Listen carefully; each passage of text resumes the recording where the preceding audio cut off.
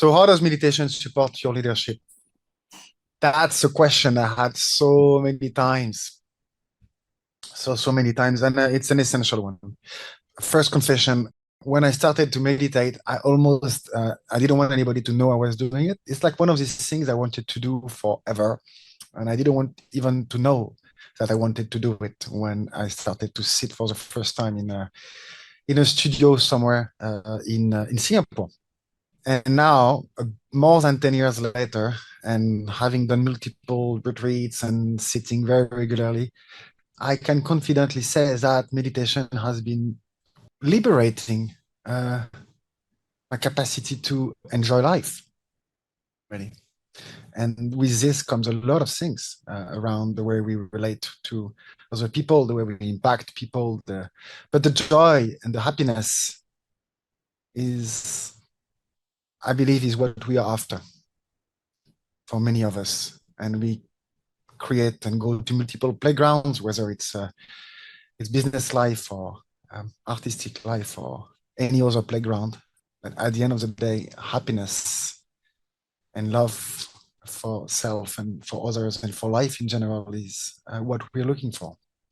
Because that's how I want to start this, because that's really the end. But how does it support when I meet you or when I meet my clients in the context of their vision and their job and their business? How does it support you on a daily basis? First of all, let me say that I assume that most people will not meditate and don't need to meditate simply because they're not interested. And that's perfectly fine. You don't need to meditate. You don't have to sit, irrespective of whatever the newspaper or whatever social media is inviting you or shaming you to do. If you don't feel like sitting, doesn't matter. What the point of meditation is to be in relationship with the world and with life in general in a way which is less impeded.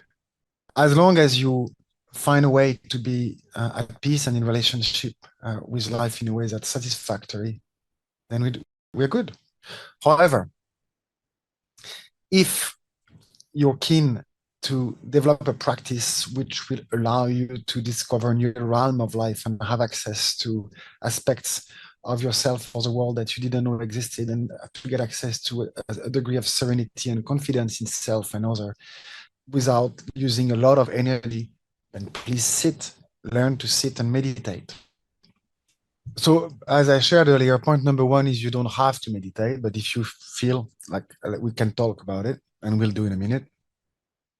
Second point is there are so many business leaders who are said to be avid meditators, generating amazing results.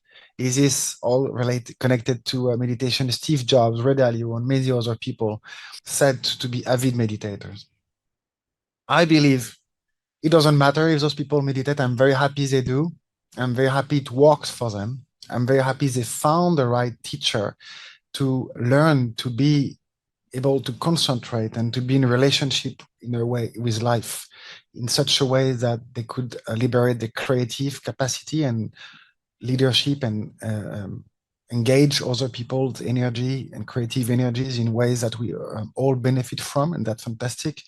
But the only reason why you would want to meditate is because it makes sense to you, because it's such a gruesome practice at the beginning that you really want to have enough motivation to engage with it.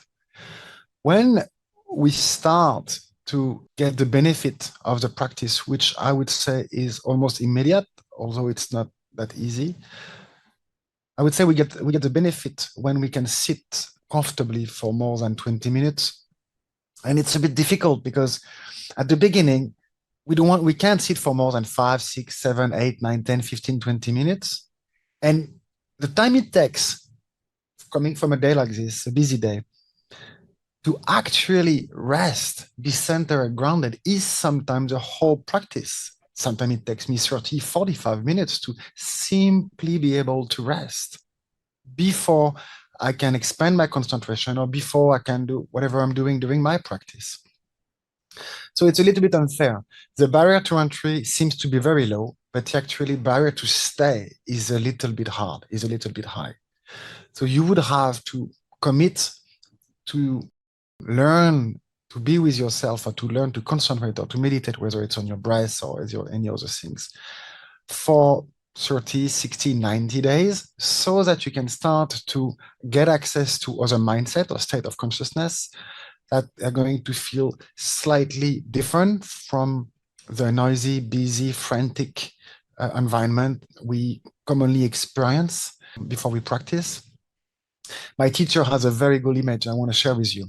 And I think that should be enough to motivate you to meditate. Might not be, but it was for me and for many people I shared it with. So let's try. He's drawing, so imagine this. He's drawing the picture of the moon. And he's showing the reflection on the moon on a choppy lake. Then, of course, what is the reflection of the moon on a choppy lake? It's not exactly, it's a circle, but it's a wiggly thing. And that's pretty much how we see the world on a daily basis when we don't learn to ground and to present ourselves, to be present to what's in front of us. We can only see a moving thing. And we're not very clear about what we see and why we see it this way and our relationship to it. Am I moving? Is it moving? Is it really that? Is it a man? Is it a woman? Is it an animal? I don't know what's going on. So we can't really trust what's in front of us and therefore offer appropriate, deliberate, precise response to what's in front of us. When we learn to meditate or when we have a practice which allowing us to get access to stillness, suddenly the moon looks like the moon. It's a perfect satellite to the planet, exactly reflected on the lake, and the lake being your heart, your mind. When you feel so still that you can trust what you see, because the stillness runs so deep inside you, then your relationship with your environment immediately shifts, because nothing is a nuisance anymore. Everything is information that you decide to respond to or not. And when we have responsibilities, which we all have, I know these days we like to talk about C-suite and CEOs and everything.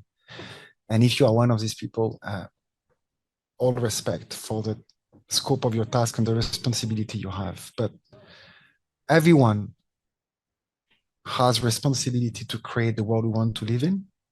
Everyone has a capacity for much larger scope, and everyone would benefit from being able to support each other as we create that world together. And some of us are appointed to slightly bigger responsibilities.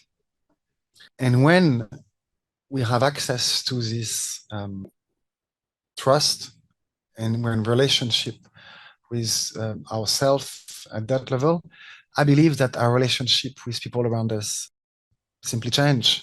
It simplifies itself, and our way to handle complexity and ambiguity becomes much more enjoyable. I'm not saying it's simple, but it's much more enjoyable because then we are in a relationship with life as it is instead of trying to be in relationship with our limited expectation of what life should be. Therefore, there is a more mature relationship with ourselves.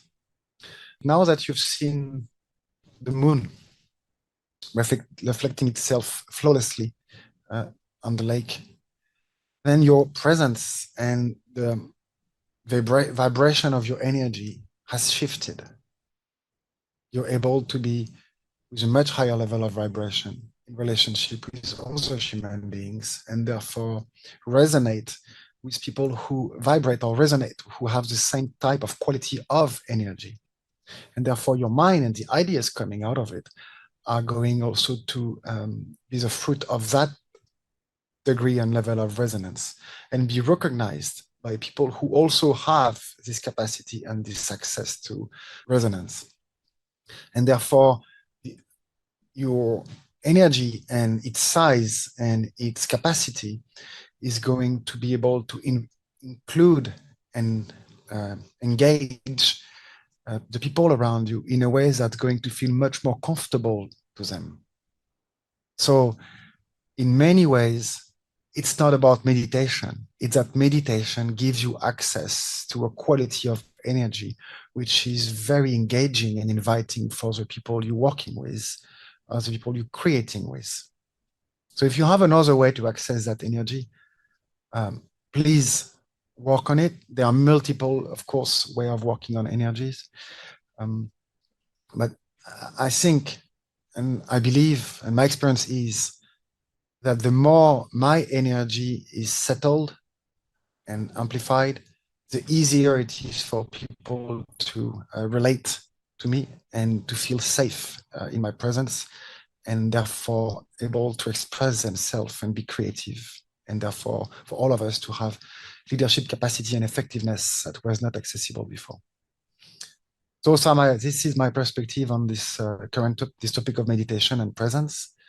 And I'm interested in your perspective as well. Thank you for listening.